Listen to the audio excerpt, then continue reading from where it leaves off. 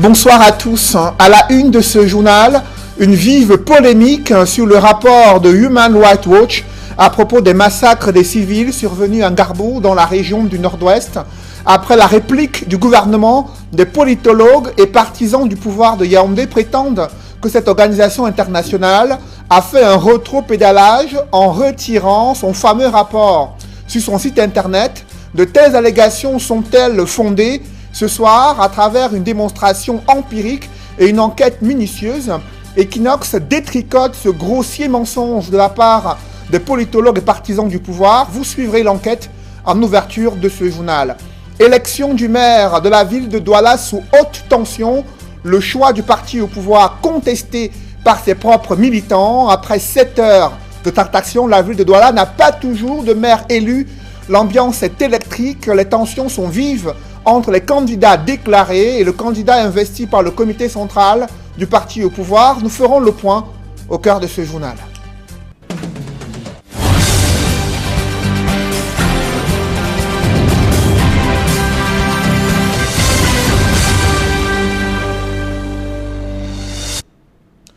Merci de suivre cette édition complète de l'information sur Equinox Télévision. C'est une analyse pour le moins surprenante à laquelle s'est livré un politologue camerounais. Interviewé sur la télévision publique, il a prétendu que Human Rights Watch a supprimé son rapport évoquant les massacres des civils survenus en Ngarbou dans le Dongamantung, région du Nord-Ouest.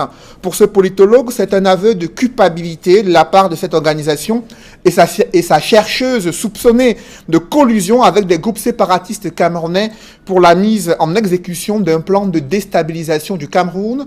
Je vous propose de suivre un morceau choisi de l'interview de ce politologue camerounais sur le site web de la télévision publique évoquant un prétendu retrait du rapport de Human Rights Watch sur son site internet. Le rapport qui a été retiré en raison de l'évolution de la situation, puisqu'une polémique s'est formée à partir du moment où un militant pro-ambazonien du nom de Fort Yakubu a été appréhendé en Ndou par nos forces de défense et de sécurité. On a constaté que ce militant était en contact avec Madame Hilaria Legrozzi de Human Rights Watch. Cela montre que cette ONG ne semble plus complètement sûre de la situation qu'elle a eu à examiner et ne semble plus tout à fait sûr que son analyse soit nécessairement une analyse fiable. Si on peut comprendre que des enquêteurs en matière de droits de l'homme aient une multiplicité de sources, ce qui a été retrouvé dans les communications entre cette représentante de Human Rights Watch et ce militant pro-sécessionniste indique qu'elle voulait à tout prix avoir des éléments en fait pour instruire un procès à charge de nos forces de défense et de sécurité. En s'appuyant sur une prétendue suppression du rapport de Human Rights Watch sur son site internet, les analyses de ce politologue sont-elles fondées? Pour faire éclater la lumière de la vérité, Equinox a choisi de vérifier ces allégations diffusées sur le site web de la télévision publique. À votre montre, il est 20h, passé de quelques minutes. Nous avons choisi de nous connecter sur Internet à partir de l'ordinateur installé dans la salle de production, ici dans les studios d'Equinox Télévision. Première étape, saisir le site Internet de Human Rights Watch, www.hrw.org. Une fois sur le site de cette organisation ouvert, nous déroulons le menu d'accueil pour rechercher ces rapports de Human Rights Watch sur l'Afrique. Une fois intégrés dans le réseau Afrique, comme vous le voyez, nous sélectionnons le Cameroun et là apparaît ce fameux rapport de Human Rights Watch mis en ligne depuis le 25 février 2020, disponible en français et en anglais ce mardi 3 mars 2020 sur le site de Human Rights Watch. Son rapport qui est bel et bien encore en ligne sur son site internet, rapport sur les massacres des civils survenus dans le Dongamantung, précisément en Ngarbou, dans la région du Nord-Ouest, là où Human Rights Watch accable certains éléments des forces de sécurité et de défense lors d'une opération menée dans cette localité située dans la région du Nord-Ouest, contrairement à ce qu'a indiqué ce politologue et plusieurs partisans du pouvoir de Yaoundé. Ce rapport de Human Rights Watch est encore présent sur son site internet. Cette démonstration empirique a suscité une avalanche de critiques contre les partisans du pouvoir de Yaoundé, accusés d'être des diffuseurs de nouvelles mensongères sur les réseaux sociaux, nouvelles infondées. Et la chercheuse senior de Human Rights Watch, Ilaria Alegrosi, a dénoncé sur son compte Twitter, comme vous le voyez en image, des fake news sur la prétendue suppression de ce rapport de cette organisation. En clair, elle s'insurge contre des propos infondés, dénués de toute vérité, de la part de ce politologue diffusé sur les antennes de la télévision publique au Cameroun. Et pour montrer sa détermination à suivre de près l'évolution de la situation sur le théâtre de la crise anglophone, Human Rights Watch a salué la décision des deux chefs d'État camerounais et français de convenir d'une enquête impartiale sur les violences commises contre les populations civiles dans ce village situé dans la région du Nord-Ouest. Sur son compte Twitter, Human Rights Watch rappelle que dans son rapport, elle a appelé le Cameroun à ouvrir une enquête indépendante pour faire la lumière sur cette affaire. Et précisons que dans le cadre de l'enquête prescrite par le chef de l'État du Cameroun, plusieurs sources affirment que des soldats ont été arrêtés et sont en exploitation dans le cadre de cette enquête. Jusqu'ici, rien ne peut indiquer leur culpabilité ou leur innocence dans cette affaire. Seule information évoquée par des sources fiables, c'est l'exploitation de plusieurs soldats arrêtés dans le cadre de l'enquête en cours, enquête instruite par le président de la République du Cameroun. Et plusieurs semaines après cette tragédie de Ngarbou, le gouvernement s'est exprimé sur une autre opération militaire ayant conduit à la neutralisation de plusieurs séparatistes, dont 3 femmes, selon le bilan officiel du gouvernement, lequel annonce également la saisie de plusieurs armes et du matériel appartenant à ces groupes séparatistes. Ils avaient mené une opération de raid dans une autre localité. Le gouvernement estime que c'est une riposte militaire qui a été menée. Pourtant, d'autres témoins affirment que plusieurs civils ont été tués durant cette opération militaire menée à Babanki, dans la région du Nord-Ouest. Évocation des faits avec Jean-Paul Chouniat. Sur l'accusation de 15 personnes tuées par l'armée au cours de l'opération menée dans la nuit du 28 au 29 février 2020 au village Soumol Babanki, dans la région anglophone en crise du Nord-Ouest, le ministre de la Communication, porte-parole du gouvernement, qualifie d'infondé et irréel l'assassinat de ces citoyens attribué aux forces de sécurité. Sur le bilan de cet affrontement entre l'armée et les sécessionnistes, René Emmanuel Sadi n'évoque aucun civil tué parmi la population, mais parle de 10 terroristes séparatistes neutralisés. À l'opposé, la version des témoins sur le terrain et quelques organisations de la société civile soutiennent le bilan de 15 morts, avec ces images de plus d'une dizaine de maisons d'habitation incendiées au village Soumol Babanki. Que s'est-il donc réellement passé? La question reste tout entière au moment où la polémique sur le nombre de morts ne cesse d'enfler. Au-delà de cette guerre des chiffres, le communiqué du ministre René Emmanuel Sadi précise que ce raid sur Babanki a été mené en riposte à l'attaque du 25 février 2020 menée contre le chantier de construction du poste de commandement de la 5e région militaire interarmée à Mendankwe, à Bamenda. Selon le ministre Sadi, cette attaque a fait parmi les militaires 1 mort, 3 blessés et 1 civil tué sur le chantier, des véhicules militaires incendiés, armes et munitions emportées, des équipements militaires recherchés que l'assaut sur Babanki a permis de récupérer, des engins explosifs improvisés, des armes de guerre, des fusils de fabrication artisanale et des amulettes. Je vous l'annonçais en titre, les élections du maire de la ville de Douala se déroulent sous haute tension. Des candidats déclarés contestent le choix du comité central du parti au pouvoir, malgré l'investiture du RDPC accordée à Roger Mbassandine. Ses adversaires refusent de l'adouber et exigent le vote, au point où des contestations sont nées, des tensions vives ont été observées. Après 7 heures de tractation, rien n'a changé à la salle des fêtes d'Aqua où doivent se tenir ces élections très attendues. La ville de Douala, jusqu'à cette heure, n'a pas de maire élu. On fait le point avec nos envoyés spéciaux à la salle des fêtes d'Aqua. Il s'agit de François Dikoumé et Donald Brice Kamgang qui nous font revivre l'ambiance électrique à la salle des fêtes d'Aqua. Au moment où nous quittions la salle des fêtes d'Aqua à 19h, rien n'était décidé. Les conseils municipaux RDPC se rassemblaient par petits groupes de discussion. Le mandataire du RDPC, Benoît Donsoumet, poursuivait les négociations cette fois, loin des militants fatigués et dépités.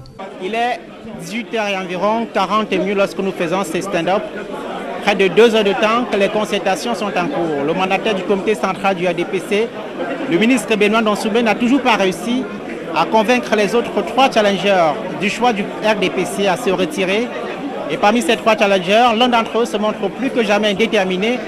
Jean-Charles Malapa, le maire de la commune de Douala, premier, a d'ailleurs choisi, après plusieurs heures de négociations, de laisser ses camarades de parti dans les concertations et de se replier dans la salle, l'air agacé. Le Social Democratic Front, pour sa part, dans ses entrefaits, dénonce ce qu'il appelle la confiscation de la République par le RDPC, le parti au pouvoir. Le Social Democratic Front, pour sa part, dénonce ce qu'il appelle la confiscation de la République par le parti au pouvoir.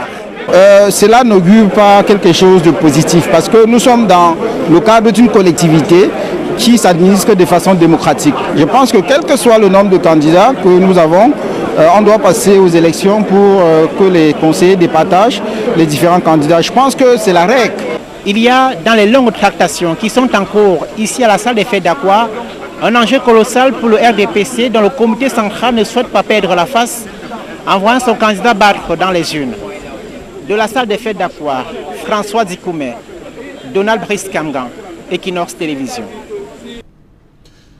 Et cette élection du maire de la ville de Douala a été suspendue. Elle doit reprendre en principe demain à 10h à la salle des fêtes d'Aqua. La ville de Douala va s'endormir ce soir sans maire élu. Pourtant, cette journée était consacrée à la session de plein droit pour le conseil de la communauté urbaine de Douala. Elle devait en principe donner lieu à l'élection du maire de la ville. Élection suspendue et reportée pour demain à 10h dans la ville de Douala. Notons qu'ils sont environ 4 candidats déclarés. L'un a été investi par le parti au pouvoir, Roger Mbassa Ndine. Son investiture contestée par ses camarades du même parti, le RDPC. Il souhaite aller aux élections. Les tractations continuent selon les dernières informations. Et parlons à présent de celui qui a été porté à la tête de la ville de Yaoundé. Il s'appelle Martin Atangana, Luc, qui est le nouveau maire de la ville de Yaoundé. Il était jusqu'ici l'un des conseillers municipaux. Il était également secrétaire du conseil permanent de la décentralisation. Je précise Luc Messi Atangana, c'est son nom. Il était jusqu'ici membre du conseil national de la décentralisation, conseiller municipal à Yaoundé 3. Il a été élu à la tête de la ville de Yaoundé. Et dans d'autres communautés urbaines, l'élection s'est plutôt bien déroulée, aussi bien en Gaoundéré, à Kumba et dans d'autres villes du Cameroun, là où les maires élus ont été plébiscités par leurs camarades du RDPC qui a la majorité des suffrages, la majorité des places des conseillers municipaux dans les différents exécutifs municipaux des villes du Cameroun. Dans le reste de l'actualité, évoquons à présent cette situation concernant les procédures judiciaires au Cameroun. Il y a de nombreuses lenteurs qui sont orchestrées par certains acteurs de la chaîne judiciaire. Dans la ville d'Ebolova, les magistrats ont pointé du doigt leurs propres collègues qui seraient à l'origine de ces nombreux blocages, encourageant la corruption. Et d'autres ont donné des pistes de solutions pour mettre fin à ces lenteurs judiciaires qui pénalisent de nombreux justiciables au Cameroun. Reportage avec Roger Takala et Julienne Berthe-Bissaye. Au quotidien, de nombreux Camerounais continuent de faire face à de nombreuses difficultés dans le suivi de leurs affaires dans les tribunaux. Parmi ces tracasseries, ils citent l'inertie, la corruption, la mauvaise foi de certains juges et les lenteurs source de nombreux renvois injustifiés. Des goulots d'étranglement que même les hauts cadres du corps de la justice reconnaissent. Vous savez, beaucoup de gens se plaignent des renvois, beaucoup de gens se plaignent de certaines mesures d'instruction qu'ils trouvent inutiles, etc., etc. Donc, il est question, puisque ce sont les magistrats, ce sont les greffiers qui créent ce type de lenteur, que nous prenions, n'est-ce pas, déjà la mesure de la chose et que nous amenions notre personnel à être un peu plus rapide. Pour la nouvelle année qui vient de démarrer, les magistrats, avocats et autres auxiliaires de justice veulent corriger ces manquements qui causent de nombreux préjudices aux citoyens. L'une des conséquences de l'enquête judiciaire, c'est les longues détentions préventives. Alors tout à l'heure, on a passé en revue les mécanismes qui peuvent être développés pour juguler ces lenteurs, notamment l'attitude des juges et l'attitude des procureurs, l'attitude des greffiers, l'attitude des huissiers. Chacun doit jouer sa partition de manière à ce que, pour des affaires aussi simples, telles le vol à la tire, qu'on puisse même à la première audience rendre la décision et puis on libère tout le monde. Pour des affaires un peu compliquées ou compliquées, que chacun joue également sa partition de manière à ce que lorsque le dossier est en état, qu'on puisse trancher et qu'on libère celui qu'on doit libérer ou qu'on condamne celui qu'on doit condamner. Au cours de cette session annuelle des chefs des cours, le président de la Cour d'appel du Sud appelle tous les maillons de la chaîne judiciaire à plus de célérité dans le traitement des dossiers. Malgré les potentialités dont elle dispose, très peu de femmes s'engagent dans le domaine de la recherche scientifique et pour cause, de nombreuses barrières se dressent sur leur chemin. Le sujet préoccupe les responsables du ministère de la Recherche scientifique et de l'Innovation. Ils ont tenté de disséquer le mal lors d'une conférence portant sur femmes et sciences. Quel avenir pour l'émergence du Cameroun? Des précisions avec Ike Cyril dans ce reportage. Selon des statistiques révélées par les spécialistes eux-mêmes, sur 100 chercheurs dans le monde, 30% seulement sont des femmes.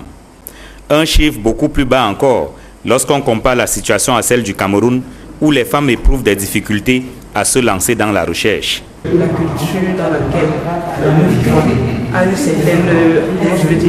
certaine façon de voir la femme. Ça va des traditions anciennes, ça continue jusqu'à maintenant, ce qui détermine ce que la femme, généralement, est le fruit de ce que les gens pensent. Donc, il y a ces barrières qui sont culturelles, il y a les barrières qui sont naturelles. La femme, par exemple, peut passer 9 mois parce qu'elle est enceinte et ça met très souvent, ça la met en minorité dans le processus de développement. Au Cameroun donc, des barrières culturelles et naturelles se dressent sur le chemin de la femme qui nourrit l'ambition d'embrasser une carrière de chercheur. Des barrières que l'on souhaite briser au ministère de la Recherche scientifique et de l'Innovation à travers une sensibilisation qui cible particulièrement la jeune fille.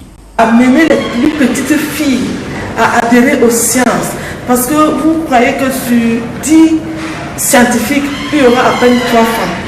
Donc notre devoir, c'est que le développement passe par la science, étant donné que les femmes sont les plus nombreuses, que nous attirons le maximum de femmes possibles à faire la science, à pouvoir amener notre pays à l'émergence d'ici 2035. Femmes et sciences, quel avenir pour l'émergence du Cameroun? C'est le thème d'une conférence débat qui se tient au Minrezi. Si l'ambition, c'est de relever la contribution de la femme, l'enjeu aussi, c'est la valorisation des prouesses de la gente féminine dans le domaine de la recherche scientifique. 2019 a été une année où les Camerounais ont essuyé une inflation galopante des prix des denrées alimentaires sur le marché. C'est l'Institut national de la statistique qui le révèle, l'une des années les plus chères entre 2015 et 2019. Certes, le mois de janvier laisse entrevoir un fléchissement des prix des denrées alimentaires, mais rien n'est rassurant. Selon l'INS, ces prix pourraient s'envoler en raison des contre-performances du secteur agricole dans les régions en guerre du nord-ouest et du sud-ouest, ce qui a une répercussion sur les prix de plusieurs produits agricoles sur les marchés dans les villes de Douala, Yaoundé et d'autres villes du Cameroun. On voit tout cela dans ce reportage que signe Sylvestre Hippolyte Zangao.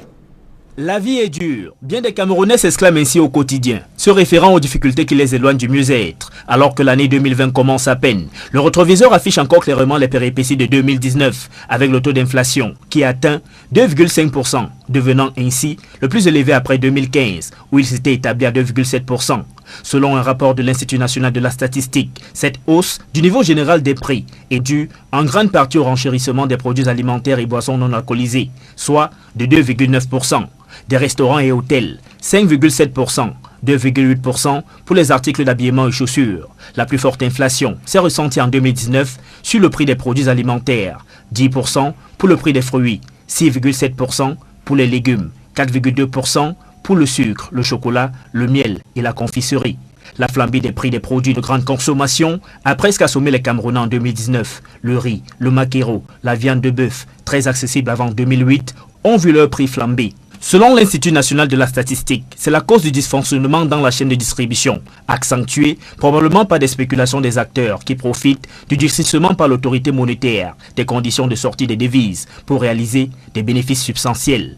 Il faut également prendre en compte l'instabilité dans les régions anglophones ou les inondations dans l'extrême nord qui ont sérieusement impacté négativement l'offre en produits vivriers.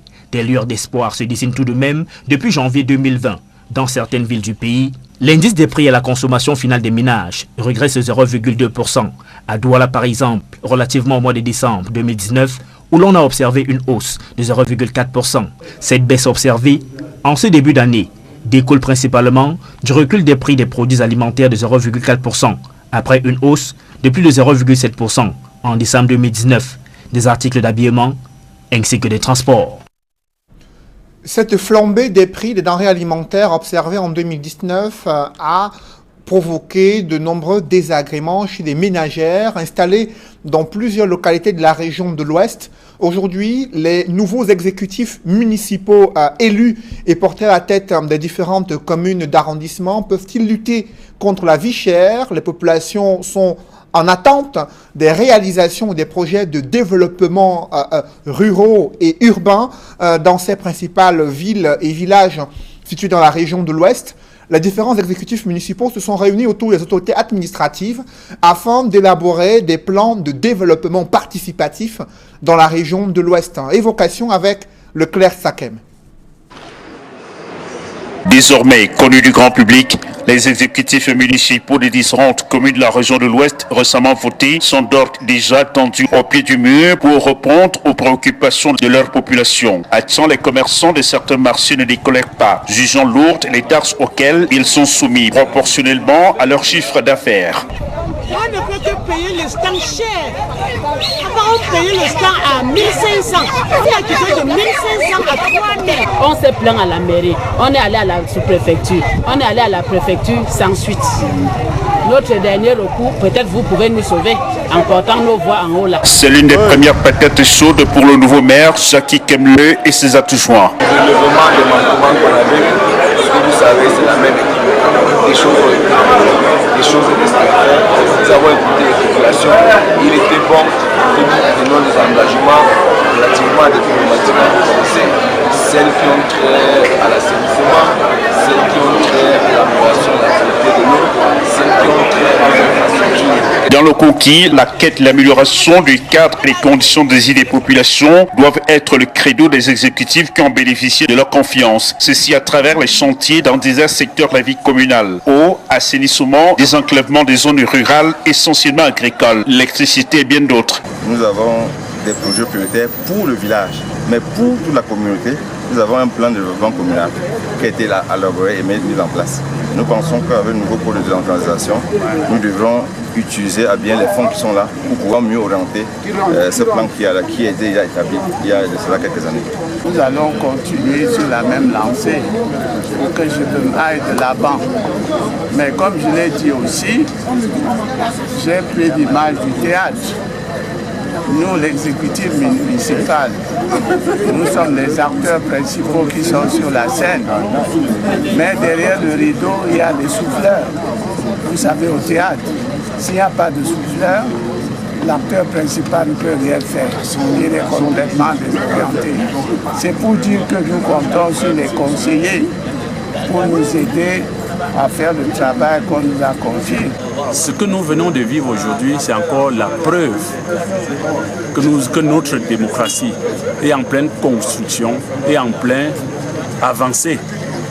Donc d'ici les 5 prochaines années, nous continuons à la maturité de notre démocratie.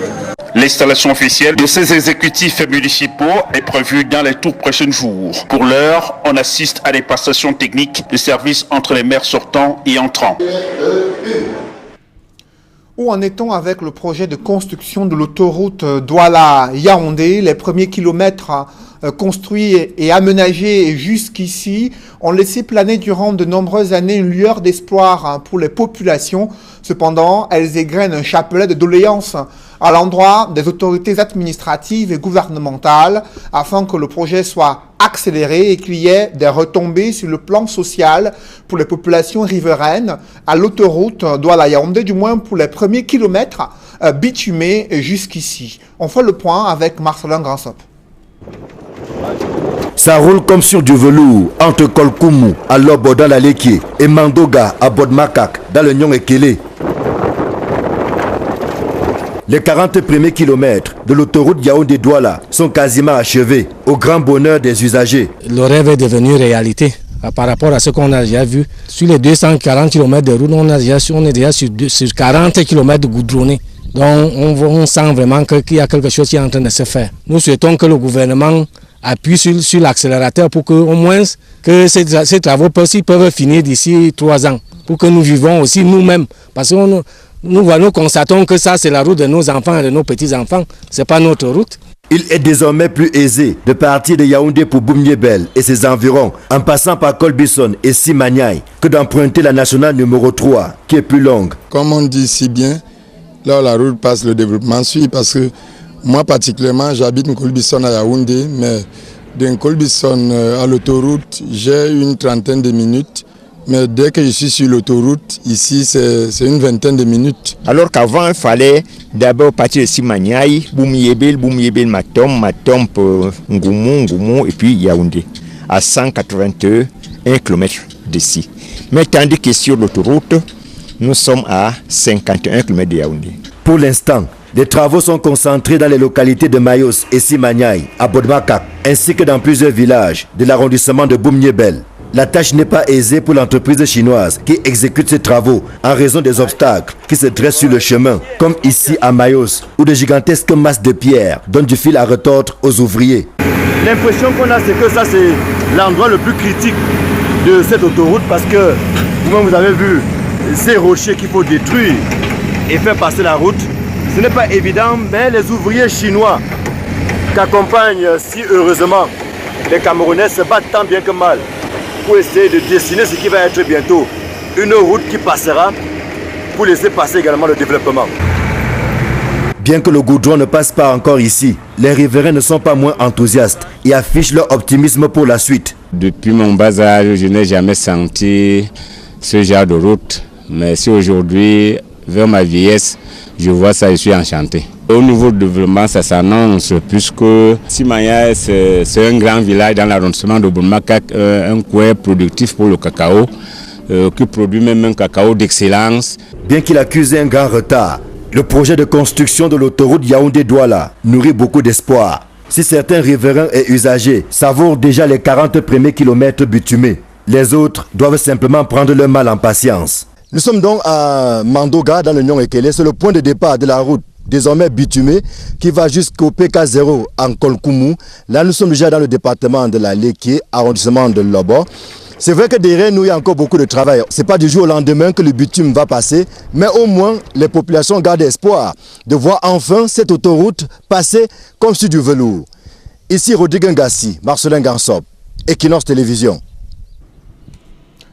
Avant la fin de ce journal, d'autres photographies de cette folle journée vécue entre la maison du parti et la salle des fêtes à Douala, là où devait en principe se tenir l'élection du maire de la ville, le choix du parti au pouvoir, le RDPC, contesté par les militants de ce parti politique qui ont voulu eux aussi manifester leur ambition d'être candidats à la tête de la ville de Douala. Comment tout cela s'est-il passé après le premier reportage réalisé par nos envoyés spéciaux durant cette folle journée dans ces différentes structures où se sont tenues à la fois les tractations, mais également les tentatives d'organisation de cette session, la toute première du Conseil de la communauté urbaine consacrée à l'élection du maire. Quelle photographie de cette ambiance électrique? Élément de réponse avec François Dikoumet et Donald Brice Kamgan. 14 h, les conseillers municipaux RDPC se retrouvent à la maison du parti à Bonanjo. À huis clos, Benoît Donsoumed, le mandataire du parti, mène les tractations. On l'apprend, le choix du RDPC, c'est Roger Mbassading. Environ 1 heure de tractation ici à la maison du parti de Bonanjo entre les 218 conseillers municipaux du Rassemblement démocratique du peuple camerounais. Et au bout, cette phrase quelque peu sentencieuse du mandataire du comité central du RDPC, le ministre Benoît Donsoumed, qui a déclaré à la fin: je suis venu exécuter les hautes instructions du parti comme pour clore les débats. Des débats qui auront été parfois très houleux entre les différents candidats à la mairie de ville de Douala. Le candidat de la formation politique choisi par le parti serait Roger Mbassading, conseiller municipal à Douala 5e. Un choix que contestent certains candidats en course comme Jean-Jarlingue Malapa qui exige que les candidats soient départagés par les élections. Les élections prévues tout à l'heure à la salle des fêtes d'Akwa, dans le premier arrondissement de Douala.